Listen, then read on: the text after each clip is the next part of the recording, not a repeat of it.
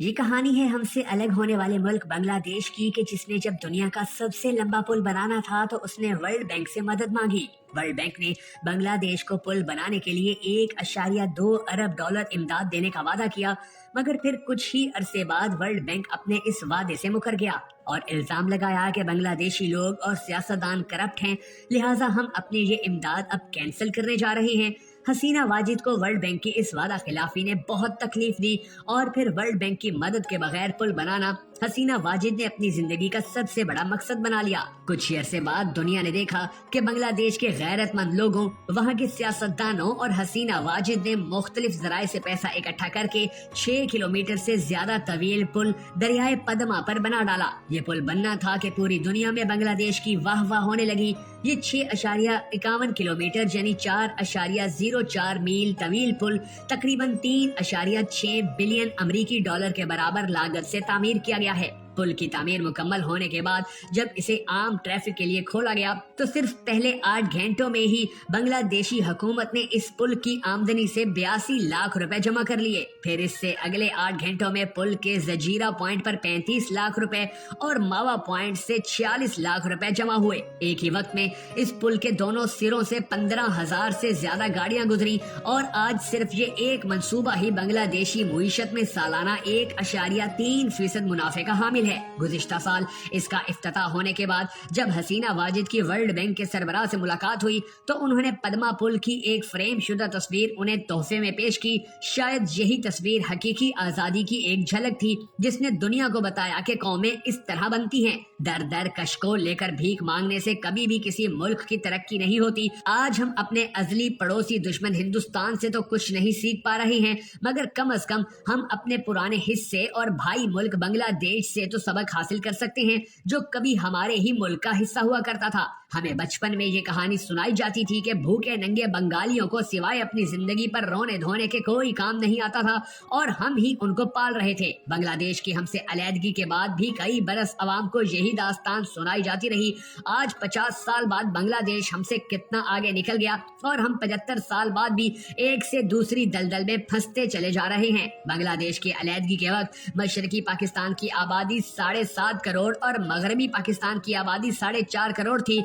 आज बांग्लादेश की आबादी 15.5 करोड़ और हमारी 22 करोड़ है। 20 बरस पहले पाकिस्तानी रुपए के 0.25 मिलते थे, आज पाकिस्तानी रुपया आधे टके से भी कम का है। बांग्लादेश के खजाने में 38 बिलियन डॉलर और हमारे खजाने में 9 बिलियन डॉलर पड़े हैं। बांग्लादेश को जब वर्ल्ड बैंक ने ललकारा तो इसने 4 बिलियन डॉलर लगाकर पुल बनाकर दिखा दिया और हम आज इस बात पर खुशी से फूले नहीं समा रहे कि IMF ने 1 बिलियन डॉलर देने का ऐलान कर दिया है। बांग्लादेश ने जिस तेजी से तरक्की की है तो इस रफ्तार ने सारी दुनिया को हैरत में डाल दिया है। उनके इक्तिसादी तरक्की के अशारिये के मुताबिक बांग्लादेश की GDP 5.47% तक रही है। वहाँ की अफरात ज़र सिर्फ 8.91% है। उस मुल्क में शरह सूद 5.75% और शरह खवानगी 74.66% है। बांग्लादेश की बरामदाद 41.2 अरब डॉलर और दरामदाद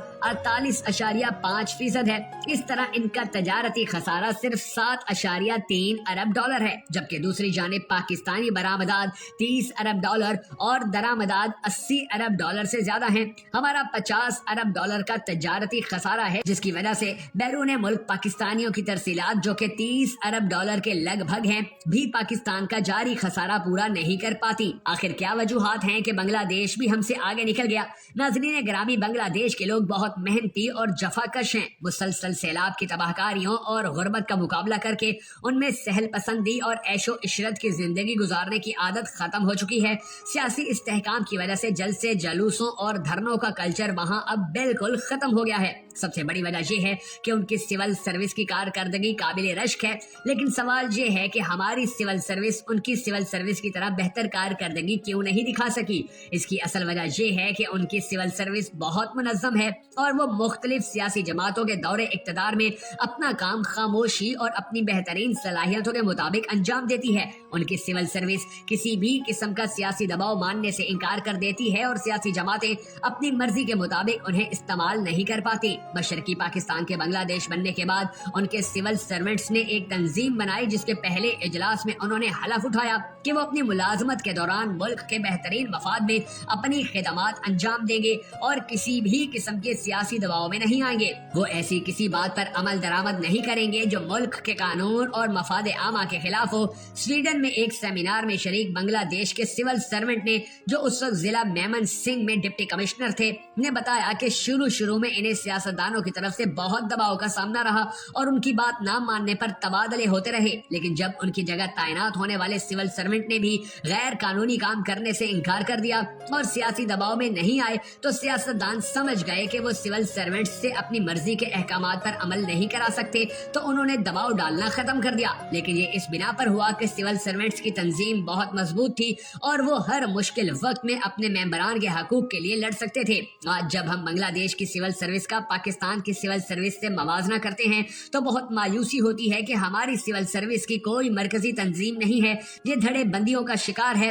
DMG، police, secretariat, customs, railway, postal service اور دیگر سروس گروپ سے تعلق رکھنے والے سول سرونٹس نے علیحدہ تنظیمیں بنائی ہوئی ہیں۔ اس وجہ سے حکمران سیاسی جماعت اپنی پسند کے سول سرونٹ کو اہم پوسٹوں پر تعینات کر دیتی ہیں اور امید رکھتی ہیں کہ یہ ان کی مرضی پر چلیں گے۔ اکثر سول سرونٹس سیاسی دباؤ میں آ جاتے ہیں اور جو یہ دباؤ قبول نہیں کرتے ان کا تبادلہ غیر اہم آسامیوں پر کر دیا جاتا ہے یا دور دراز علاقوں میں بھیج دیا جاتا ہے۔ یہی وجہ ہے کہ اب ایسے افسران کی تعداد کم سے کم ہوتی جا رہی ہے جو سیاسی دباؤ قبول کرنے سے انکار کر دیتے ہیں۔ پاکستان کی سول سروس کو ناقابل تلافی نقصان 1973 کی انتظامی اصطلاحات نے پہنچایا، جب اس وقت کے وزیر اعظم نے سرکاری ملازمین کو ان کے دوران ملازمت برطرف کرنے کا اختیار حکومت وقت کو دے دیا اور ساتھ ہی ان کی ملازمت کا آئینی تحفظ ختم کرنے سمیت فیڈرل سروس ٹریبیونل بنا دیا، جہاں وہ حکومت کے احکامات کے خلاف اپیل کر سکتے ہیں۔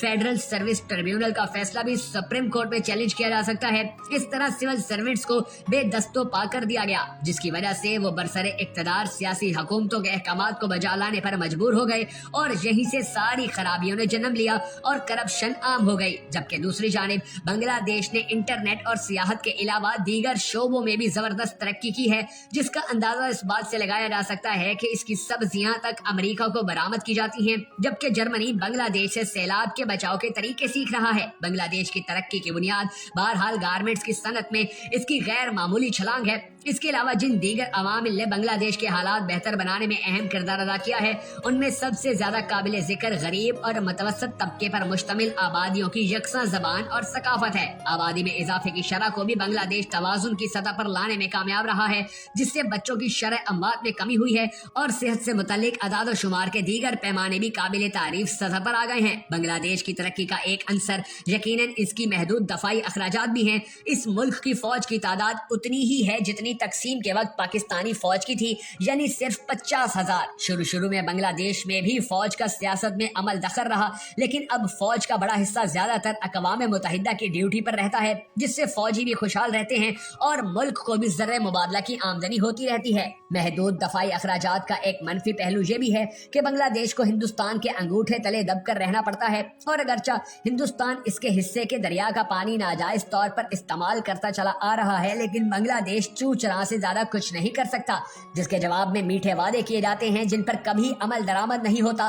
معاشی استحکام حاصل کرنے کے بعد اب بنگلہ دیش نے ہندوستان کے دباؤ سے نکلنے کے لیے چین سے روابط بڑھانے شروع کیے ہیں اور پاکستان سے تعلقات بحال کرنے کے آثار بھی دکھائی دینے لگے ہیں۔ ترقی کے معاملے میں بنگلہ دیش سے مقابلہ کرتے وقت یہ پہلو بھی ذہن میں رکھنا ضروری ہے کہ بنگلہ دیش نے اگر معاشی ترقی کے معاملے میں پاکستان کو پچھاڑا تو کرپشن ختم کرنے کے معاملے میں بھی پاکستان سے آگے نکل کر دنیا میں پہلا مقام حاصل کر چکا ہے۔ یعنی یہ کہ کرپشن ملک کے اندر دولت کی تقسیم میں ناانصافی کا باعث تو بن سکتی ہے، لیکن ترقی کی راہ میں رکاوٹ نہیں ہوتی۔ ہاں، البتہ پاکستان میں کرپشن کے خاتمے کے نام پر سیاسی مخالفین کی زندگی کا دائرہ تنگ کرنے کی مہم ملک میں سیاسی عدم استحکام کا باعث ضرور بنی ہے، جو سرمایہ کاری کے لیے کسی طور پر موزوں نہیں، خاص طور پر اس وقت جب کہ دہشت گردی کے خوف سے خود پاکستانی سرمایہ کار بھی دوسرے ملکوں میں اپنا سرمایہ لگانے کو ترجیح دے رہے ہوں۔